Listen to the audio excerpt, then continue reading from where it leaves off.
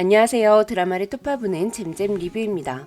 개인적으로는 이마령이 세자를 포함해 그 무엇도 잃지 않고 그녀의 우산 아래 소중한 모든 일을 온전히 지켜내기를 바랬습니다. 하지만 세자는 죽고 말았는데요. 세자의 죽음에 저만 온 거 아니죠? 전 조선의 백성도 아닌데 국본 죽은 거 왜 이렇게 슬픈 거냐고요. 따사로운 햇살 사이로 동궁전으로 달려가는 중전의 독백이 제발 죽지 말아라 살아야 한다가 아니라 조금만 버텨주거라 엄마 대답 듣고 가야지 라서 더 슬펐어요. 아들의 죽음이 얼마 남지 않았음을 인정하고 아들이 마음 편하게 떠날 수 있도록 그때 해주지 못했던 약속의 대답을 하기 위해 뛰어가는 중전의 모습이 마음이 너무 아리더라고요. 세자의 마지막 날은 날씨가 너무 좋아서 더 슬펐는데요. 이 장면에 제작진이 숨겨놓은 드라마의 메시지와 비밀이 있습니다. 화령의 앞으로의 행보도 유추해 볼 수 있고요. 이 부분은 뒤에서 자세히 짚어볼게요. 이미 숨을 멈춘 세자에게 아가라고 하는 것도 슬프고 세자를 향해 중전이 기어오는 것도 슬프고 약속하겠다 걱정되어 헤매지 말고 편히 가거라 라고 말하는 것도 슬프고 리뷰 쓰면서도 가슴이 먹먹해지고 자꾸 눈물이 나요. 개떼처럼 몰려와 세자 폐위하자고 소리치는 대신들을 향해 비녀 꽂으면서 들어와서 지랄하지 말라고 통쾌하게 한방 날리는 중전과 내 편이 되어준 아내 덕분에 힘을 주어 중궁이 하는 말이 곧 내 뜻이라고 자신의 뜻을 관철시키던 주상의 모습. 시어머니 앞에서 내 편 들어주는 남편의 모습. 진짜 사이다도 이런 사이다가 없었는데 그 희열의 순간을 1분도 즐기지 못하고 세자의 죽음이라니요. 세자는 피접을 가장해 중궁전에서 치료를 받을 당시 중전에게 부탁했습니다. 무너지지 말아달라고, 원손과 아우들을 지켜달라고. 그래서 중전이 폐세자를 청하는 대신들을 막아낸 것이 의미 있는 일이었는데요. 황원영은 세자가 피를 토하고 쓰러지자 가장 유력한 원손을 제외시키기 위해 폐세자 논의를 서둘렀습니다. 그런데 세자가 폐세자가 아닌 세자 상태로 죽었기 때문에 세손의 정당성은 보장되겠죠. 중전은 세자에게 내가 남긴 아이들도 내게 남겨진 아이들도 지키겠다 약조했는데요. 세자의 폐위를 막음으로써 원손을 지키겠다는 첫 번째 약속은 일단 지켜냈죠. 그런데 세자의 죽음은 정말 인과응보, 억보일까요? 작금의 왕조가 패비윤 씨의 자식들을 수청해서 얻어낸 것이고 성군이라 칭송받는 주상이 왕위를 찬탈한 피해 군주이기 때문에 대비가 저지른 수많은 악행이 적통이었던 세자에게 업보가 되어 돌아온 걸까요? 아니면 세자의 죽음이 하늘의 뜻이 아닌 사람의 손이 개입된 사례인 걸까요? 여러분은 어떻게 생각하세요? 4회까지만 해도 세자는 황기인 또는 대비에 의해 독살당했다고 생각했습니다. 그런데 5회를 보고 나니 진짜 이건 업보였나 싶기도 하더라고요. 하지만 세자가 독살당했다는 복선이 너무나도 많아요. 첫 번째는 중전이 패비윤 씨에게 했던 대사 안에 숨어 있는데요. 패비윤 씨가 중전의 자식에게 그런 일이 벌어진 건 업보라고 하자 중전은 하늘의 뜻이라면 받아들이겠다. 하지만 또다시 사람이 개입된 거라면 알아낼 것이고 알아낸 다음엔 내 새끼 건드린 놈들을 내 손으로 다 죽여버리겠다고 했습니다. 중전이 복수를 다짐하는 말을 했다는 걸 그냥 지나치면 안 되잖아요. 지금까지 세자의 대사 안에는 사망 시그널이 엄청 많았어요. 그리고 결국 세자는 죽음을 맞이했고요. 그렇기에 대사 안에 들어있는 복선을 절대 그냥 봐서는 안 되죠. 세자가 독살당했다는 두 번째 복선은 토지선생의 대사 안에 있습니다. 토지선생은 성남대군에게 세자를 치료한 의원의 이름을 물어봤습니다. 토지선생이 20년 전 강원도에서 화재로 사망한 유상욱 어이라는 합리적 의심이 가능한 상황에서 토지선생이 세자를 치료한 의원의 이름을 물었다는 건 20년 전과 유사한 의심스러운 부분이 있기 때문일 거예요. 조국영 어이가 20년 전 태인 세자에게 했던 짓을 지금의 세자에게도 하지 않았으리라는 보장은 없으니까요.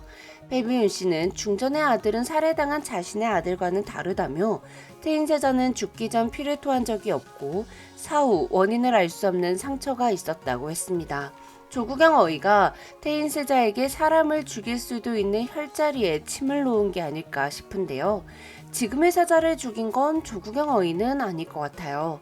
가장 의심스러운 건 황기인인데요. 태인 세자는 당시 조기인이었던 대비가 죽였습니다. 그리고 지금의 귀인은 의성군의 모친인 황기인이죠. 대비와 황기인은 풍계가 같았을 뿐 아니라 비슷한 점이 아주 많은데요. 황기인과 대비의 평행 이론 및 황기인이 세자를 독선한 방법에 대한 내피셜은 이 영상을 참고해주세요. 한편 패비 윤씨는 중전에게 태인 세자의 죽음에 대해 말해주는 조건으로 추후 자신의 부탁을 하나 들어달라고 했는데요. 자신의 아들을 죽인 대비에게 복수를 하고자 함일까요? 세자는 너무나도 화창한 날씨에 생을 끝냈습니다. 세자가 중전과 성남대군과 함께 자주 산책하던 연못가는 더할 나위 없이 평화로웠어요. 햇살은 따스하게 부서지고 부드러운 바람에 햇살을 머금은 나뭇잎들은 살랑거렸습니다. 죽어서도 바람이 되어 어머니의 곁에 머물겠다던 세자가 이미 숨이 끊어져 바람이 돼버린 것처럼 동궁을 향해 뛰어가는 중전의 곁에는 부드러운 바람이 불었어요. 이미 세자가 중전의 곁을 지켜주고 있는 것처럼요. 비는 한 방울도 내리지 않았습니다. 우산의 옛말인 슈룹을 제목으로 내세운 드라마답게 슈룹은 유독 비가 자주 쏟아집니다. 중전이 처음으로 세자가 혈허거를 앓고 있다는 것을 알고 패비 윤씨를 찾아갔을 때도 비가 내렸고, 개성대군의 초상화를 그려주러 궁 밖으로 나갔을 때, 신상군과 나란히 앉아 공진단을 나눠 먹었던 때 모두 비가 내렸죠. 하지만 가장 큰 비극이었던 세자의 죽음을 연출한 장면에서는 비가 내리지 않았어요. 물론 화창한 날의 비극이 더 슬프기도 하기 때문이기도 하겠지만 화창한 날을 표현한 건 중전의 앞으로의 행보가 담겨있는 연출이라고 생각합니다. 끔찍한 비극과 맞닥뜨렸을 때 우리는 그 비극에 걸려 넘어질지 아니면 넘어서서 앞으로 나아갈지 스스로 선택할 수 있습니다. 비극에 맞설지 피할지도 선택할 수 있죠. 세자가 중전에게 했던 첫 번째 부탁은 무너지지 말아달라였습니다. 그리고 중전은 무너지지 않고 지키겠다 약조하죠. 아들의 죽음이라는 비극에 걸려 넘어지는 게 아니라 비극을 받아들이고 앞으로 나아가겠다는 중전의 마음이 화창한 날씨에 담겨있는 것 같았어요. 이마령은 조선의 국모지만 그녀를 뒷받침해줄 세력이 없습니다. 세상이 쏟아내는 비를 오롯이 막아내기에는 그녀 손에 들린 우산은 작기만 해보여요. 하지만 이마령은 소중한 것들을 그 우산 아래에 지키기 위해 비에 젖을 각오가 되어 있는 사람이죠. 또한 이마령에게는 그녀를 뒷받침해줄 세력은 없으나 중전을 위해 움직여줄 네 사람들이 있습니다. 세자가 쓰러진 후 중궁전에 위패된 중전은 가장 낮은 곳에 있는 네 사람들을 움직였습니다. 뇌관을 통해 조국영 어의를 감시하고 수락관 나인들을 시켜 동궁에 들어가는 약재에 독이 없는지 확인했죠. 또한 어떤 대신들이 대비를 찾아가는지, 대신들이 어떤 모의를 하고 있는지 확인했어요. 궁 가장 아래에 있는 중전의 사람들이 전한 자그마한 쪽서신들이 모이고 모여서 중전의 눈과 귀가 되어주었습니다. 또한 중전을 뒷받침해주는 세력은 없지만 중전은 이마령만이 갖고 있는 무기가 있는 사람입니다. 그 무기는 용문양의 황금 비녀로 상징되고 있는데요. 중전 이마령은 다른 후궁들과 달리 여의주를 문 용문양의 황금 비녀를 착용합니다. 조선시대 비녀는 재질과 모양으로 신분을 알려주는 도구였는데요. 용과 봉황은 왕비를 비롯한 왕가와 혼인을 맺은 사대부가 여인 이상만이 가능했다고 해요. 슈룹에서 용 비녀는 대비와 중전만 사용하고 있어요. 왕은 왕관의 무게를 견뎌야 한다면 중전은 비녀의 무게를 견뎌야 하겠죠. 이후는 대신들이 만들어준 왕이라는 타이틀 때문에 왕관의 무게를 견뎌내는데 벅차 보입니다. 하지만 이마령은 다르죠. 중전은 비녀의 무게를 견디는 데 그치지 않고 비녀를 무기로 활용할 줄 아는 사람입니다.